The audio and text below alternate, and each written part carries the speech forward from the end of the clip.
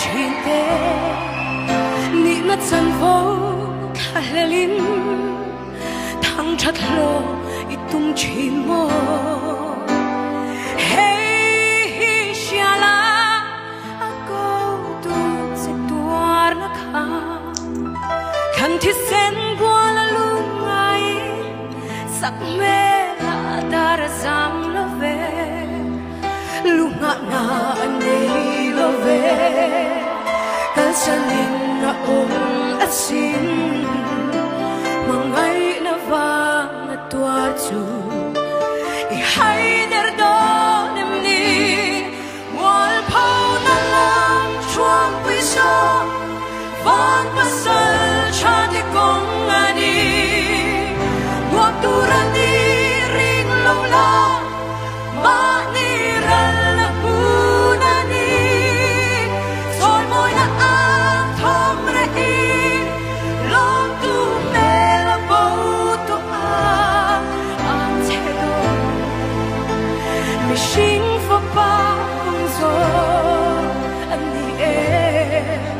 sing nun vui liamin dai vero le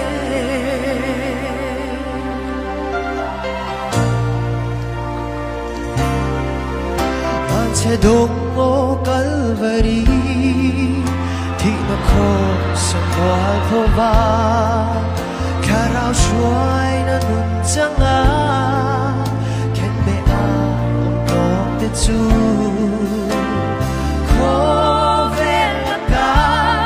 ti shan min na ong do a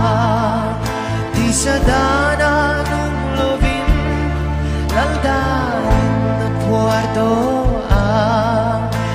halong cross kong zoi Diyak na ruamaday zera Karabalong manhui Nung nalalo ko malang Wako na lang chuang wiso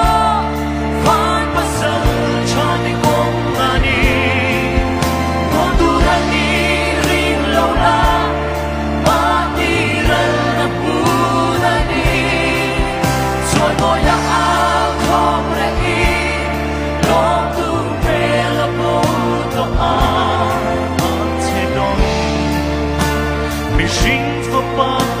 So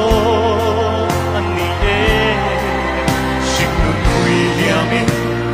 dai vero le ja na ruang su dai la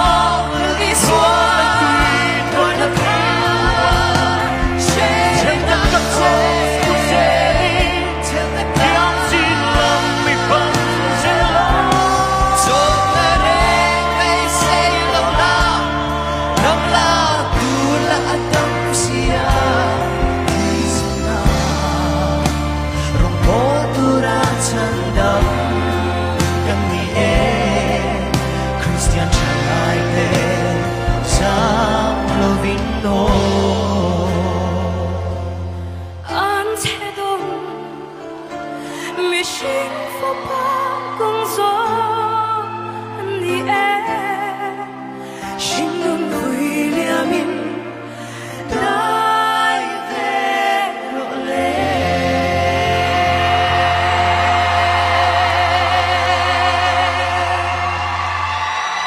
Paro Tivero,